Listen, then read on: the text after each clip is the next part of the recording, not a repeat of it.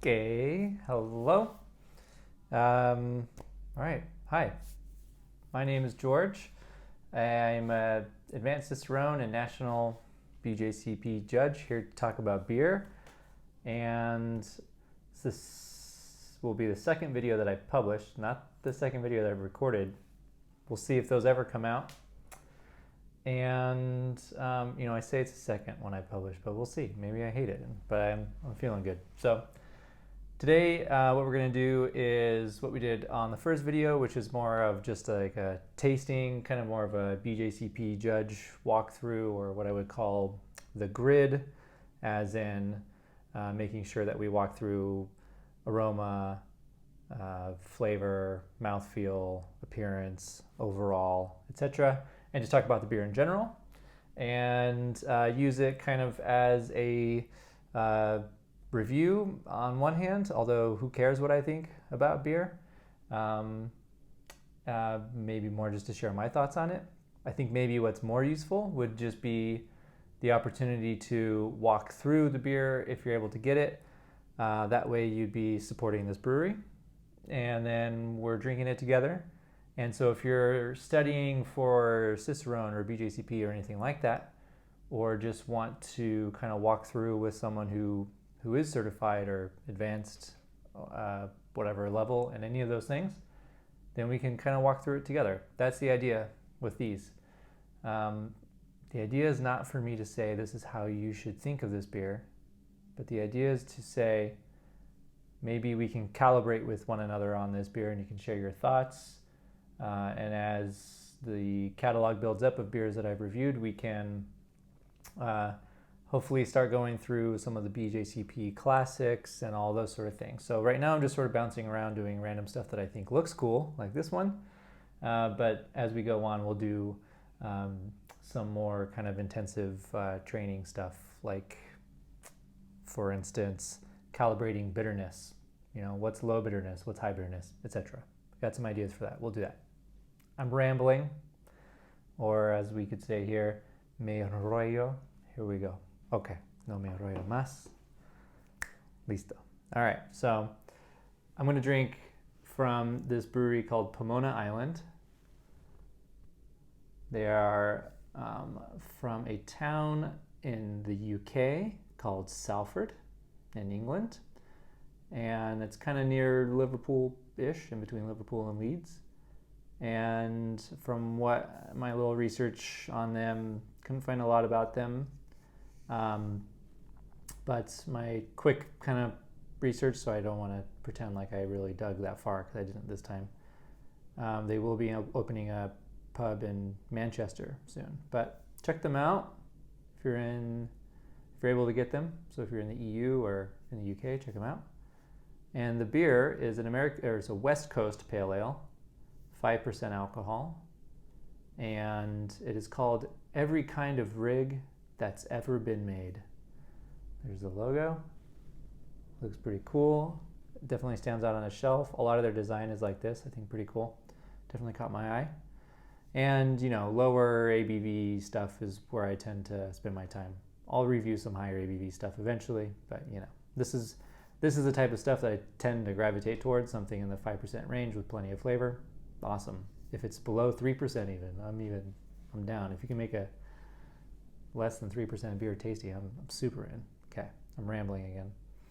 So the description, we've dry hopped Chinook to Citra, Centennial to Magnum. Made the best West Coast pale that's ever been made. Is this a haiku? We've dry hopped Chinook. Wait, we've dry hopped Chinook to? No, it's not. Okay, so here we go. I pulled it out of the fridge about 10 minutes ago, so it's not room temp, but it's warmed up a little bit. I'd say it's perfect serving temp. So as we pour, we can note on the color, light gold, looking a little darker on my screen than it is in here. So there we go. You can get a little bit more of that kind of amber-ish, but not as amber, right? So I should actually correct myself, right? And say dark straw, maybe wet straw, light gold, looks good. The clarity is clear, not brilliant. Let's see if you can kind of see letters through there, but not super clear, but pretty clear. Persistent, white head, very fluffy, kind of cotton candy like. Bubbles are pretty consistent or in their size, or I should say persistent or equal in their size. A little bit of like seafoam frothiness kind of vibe, right? So not as dense as like maybe a Guinness pouring out, right? But persistent for sure. Sticking around. All right. Aroma. So for aroma, if I'm going through my BJCP grid, I want to make sure I talk about hops, malt, yeast, other. So I usually start with the thing that kind of pops out to me the most, because that tells me a lot about what the beer is, or what it should be, or what it alleges to be, or whatever. Really, what the beer is the most important thing, right? All right. First thing I smell is honestly a pretty nice balance between malt and hops, but the hops are louder. And the hops are doing an interesting thing where there's like this stemmy, herbal quality to them that almost tricks me into thinking that it's a malt characteristic, because it's kind of this woody sort of character. And that woody makes my brain think, okay, this is more like plant malty sort of material, but it's actually more plant hoppy material. So I'm going to say hop aroma, high, and pine, orange zest, grapefruit zest, dried herbs, tarragon, fresh basil, and that's stemmy. Stemmy, there's this characteristic with hops sometimes where, they told me that they dry hopped, so I can say that. Usually in judging, I don't try to guess what's happening, right? Because I don't know. I don't have the notes. But they told me they dry hopped. But with a lot of times with dry hopping, we get this stemmy. I hate describing it this way, but sometimes I think of it as like peanut butter. It's almost like peanut butter. It's not peanut butter. But it reminds me of this like earthy, nutty sort of characteristic. But it's really, when I dig into it, it reminds me the most of like de-stemming a marijuana bud, right? And if you have a big nug and you're de-stemming it and you chew on it, or you can go get hops, that's legal in all states. You can get a fresh hop cone, pull off all the leaves, the bract, and then just get to that stem, kind of chew on it. And you get this quality that I call stemmy, because I used to chew on stems. And I can smell that here. Okay.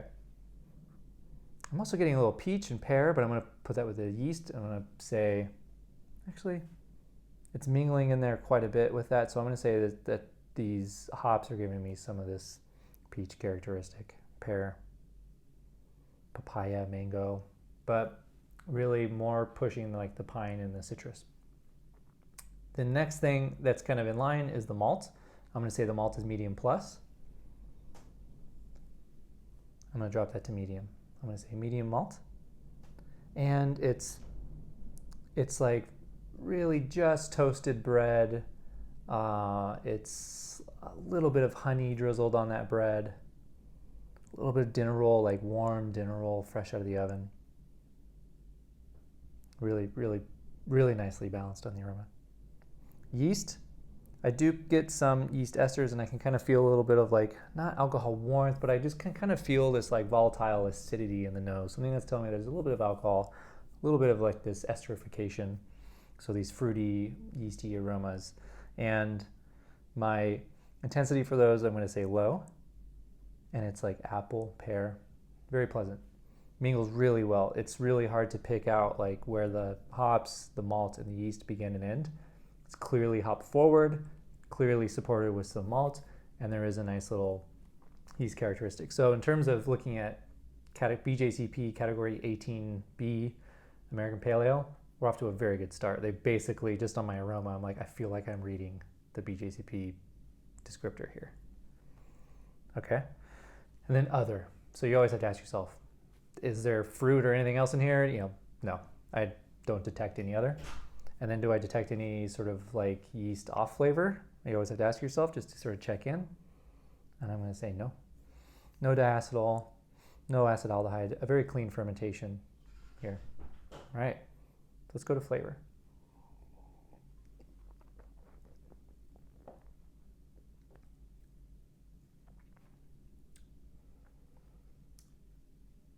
Pretty cool.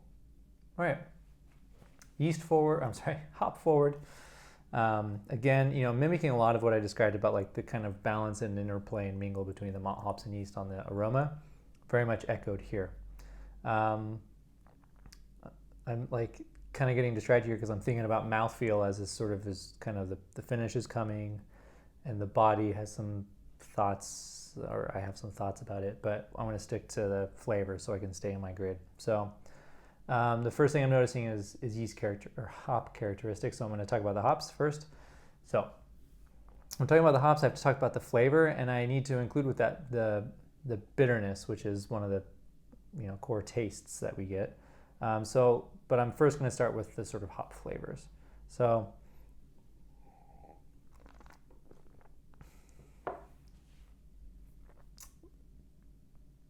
hop flavor, medium plus, resinous, pine,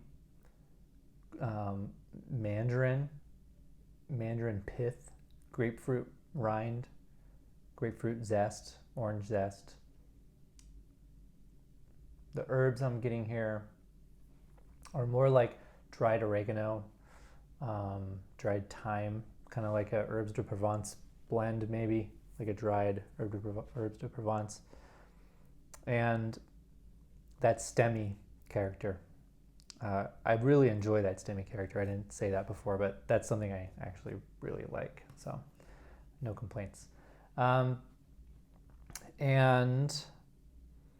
The bitterness, I'll just cover it now. Bitterness, let's say that's at least medium. I always like to pick one thing. I'll call that medium, solid medium. And so now I'm going to go to malt flavor. Malt flavor,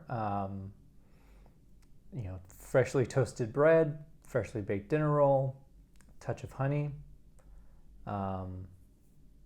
Really, really nicely balanced with the characteristic, which is one of the characteristics we have to talk about in our grid, which is balance.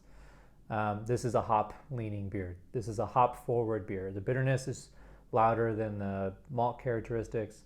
The hop flavor louder than the malt characteristics. So therefore, this is a hop-forward beer. Yeast and fermentation characteristics.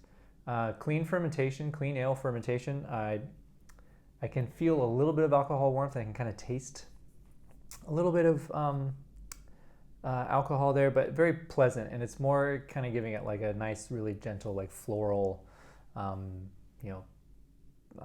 rose petal or like yingling, kind of that slightly peppery but more floral characteristic. That's really nice.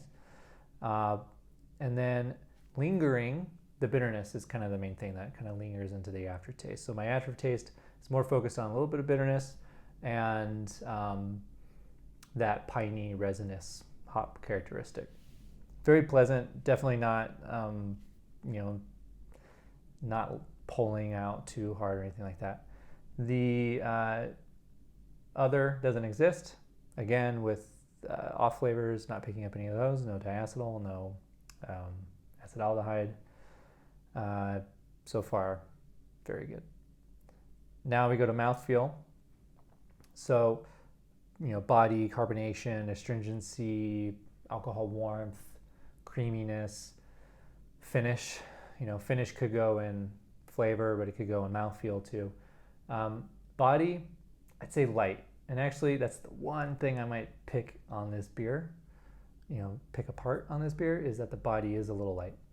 The alcohol warmth low, but not out, not out of proportion. So I do detect some alcohol warmth, but it's pleasant still. Even though it's only a 5% beer and there's alcohol warmth, sometimes that's kind of a little warming sign. But I just kind of feel the alcohol warmth, but it's not bothering me at all. It might even just be mingling with that like lingering bitterness, the hot bitterness. So alcohol warmth, body I said was light or low, which was kind of a problem for me.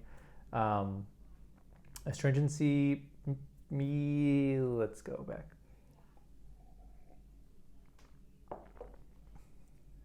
Astringency, it's a hop-derived bitterness astringency. So the fact that it's astringent isn't bad. It's just coming from bitterness. That's providing astringency on my mouthfeel. I'm going to call that medium low. And then creaminess, low. And carbonation, let's do the swish. Medium plus. Okay. So now we go to our overall. This is where I write my elevator description, my elevator pitch, or menu board description. You're just trying to like summarize the beer in 1 to 2 sentences as quickly as you can, as short as you can, as concise as you can. This is a hop-forward, easy-drinking beer that has a nice malt balance. Cool. I could say showcasing classic, old-school, like West Coast, mid-90s, early 2000s, pine, resin, citrus, hop characteristics, which is pretty dope. And then from there, I can kind of, if I were judging this beer in a competition, if it was a full BJCP sheet or anything like that, I would go through all of those stages. I always get myself to just describe the beer, so I could just say, what you brewed here was a hop forward, showcasing West Coast hops, malty, blah blah blah, all that stuff I said. And then from there, if there's something wrong with it, or if I'm basically now explaining or justifying my score. In this case, if I'm looking at that BJCP score sheet and I look at the bottom left, your left, my left, and it has like the score breakdowns, like, I can't remember the numbers right now, but like this range to this range, it's out of 50, right? Anything above a 40 is like outstanding, like world-class beer. And there's those ranges there that help you kind of decide like what score range am I going to be in, because you could have an amazing beer, but it's just out of the category. So in this case, I feel like I'm tasting an amazing beer. It's also in the category. Because if I go to the BJCP guideline, let me pull this up real quick, and I just, I wrote that overall impression on my own, right? Earlier I described that beer in that little elevator pitch. So now if I go back and I say, okay, let me look at, I don't know what to do with this beer. Where should I put it? But if I read this overall impression from the BJCP, you can't really see that. Get it on your app. It's free. Get it on your phone. A pale, refreshing, and hoppy ale, yet with sufficient supporting malt to make the beer balanced and drinkable. That's kind of what I just said. The clean hop presence can reflect classic or modern American or New World hop varieties with a wide range of characteristics. Average strength, hop-forward, pale American craft beer, generally balanced to be more accessible than modern American IPAs. So already just reading that, like I'm definitely in this category. And if I keep going, I could say, aroma, moderate to strong, hop aroma for American New World, possibly includes citrus, floral, pine, resinous, spicy, tropical fruit, blah, blah, blah. Like the more and more I read, I'm like, this pretty much describes what that category is, right? I was a little bummed about the body before, right? Let's see what they say about mouthfeel. Medium light to medium body. When I was on my own just doing this beer, I was like, this is light body and it's kind of bumming me out. I wish it had a little bit more body, right? And I go to the mouthfeel here for BJCP. It says medium light to medium. So, someone could drink this and say, no, that's medium light. And we would be pretty darn well calibrated with one another, and that wouldn't really be an argument. For me, as I'm drinking this beer, what I think this beer is kind of asking for, the beer talks to me. What do you need? What's that? Yeah, just a little bit more body? Yeah? Okay. When I'm thinking about what this beer, like if it could be improved, I think just a touch more body. I think the bitterness is like in the perfect level. It really balances out. The interplay between the malt and the hops is pretty freaking impressive. Like thinking back to that first impression on the nose, when I was like, I can't really tell like where the malt and the hops begin and end, but I can tell that the hops are louder. That's really good. That's some skill, right? That's really being thoughtful about how things are being put together here. So like massive kudos. But if I'm writing on a thing and if I'm not giving like them a 50 out of 50, which I'm not, probably put them in like the 44 out of 50 range, which is like a really, really, really solid score. I would say, this beer is fantastic. I would definitely drink 2 pints of this and think about getting the third, like definitely a really good pale ale. One thing I wish it had was a little bit more body. That said, though, I got to ask myself as I'm kind of drinking it, like, if I was drinking 2 or 3 of these, would I want more body, or does that light body keep this a little bit more accessible? And one of the things about this, drinking this beer and the way it finishes with just like this slightly lingering bitterness that kind of leaves you a little astringent. The finish is dry. I don't think I touched on that. All that combined makes for this experience that's like really flavorful, really impactful on the aroma, everything else. And then my palate now is kind of like, it's still thirsty. It still wants another sip. And that's a really well crafted beer that can do all that stuff and it's not like cloying, and where I'm like, when I'm drinking an imperial, like a pastry stout, then I'm like going for the water, like I need to rinse out all this sugar. In this case, I just have this lingering astringency that's kind of making me want to either take a bite of food or take another drink. And if I could have both of those together, then I think I'd be very happy. That said, what kind of cheese would I do? I'd maybe do like a Manchego, a Comte would be a really nice thing to kind of see what happens here. Some of the not too funky blue cheeses could be fun to play with here. Desserts, I would go with something that's kind of creamy. Cheesecake's fantastic. A carrot cake I think would be pretty fun with this. You might run into, there's enough sweetness in the carrot cake. I was gonna say you might run into where some of like the bready parts of the carrot cake cancel out the not very high bready parts of this, and maybe that leads to some trouble, but I think the sugar coming from the carrot cake might be fun to play with. Pizza, we'll just say pepperoni, mushroom pepperoni. Good margarita pizza would do well too. I think if you were going more European continental kind of vibes, you might go like Waldorf salad here. You could have fun with that. But I think you could do even some like coq au vin vibes would be cool here. I'll leave it there. But I think I covered it here. So every kind of rig that's ever been made, a West Coast pale from Pomona Island. It's fresh. If I'm reading their coding correctly, they brewed this on the 90th day of 2023, which would be very recently. I'm also noticing here, store upright, keep cold. Where did I see that? They note somewhere the fact that they do 100% cold chain distribution. So that means they require cold refrigeration all the way through. The bottle shop that I bought this at in Madrid, B Hoppy, they're really good about taking care of their beer, and so it's not surprising that I found them there. So I think that's it. Like things, subscribe to things, including me. This is only the second video, but we'll keep them going. And like I said, as I get better at this, if I ever get better at this, I'll start doing some cool, maybe 3 beers within the same category. I definitely want to start getting my hands on more like BJCP listed examples so that we can use those to walk through, and that could be a good study for people. There's certain styles that get really frequently confused with one another, so I'd like to do some of those side by side so we can really talk through, and I'll find beers that are easily available so that you can walk through as well. But that sort of stuff is what my goal is here. So if you have any ideas for that or any requests, things that you want me to do first, leave a comment and I'll check them out, and I'll see see what the feedback is there, and I'll keep doing it, whether or not you're watching. So I guess that won't really matter, but help me out and do that, and cheers.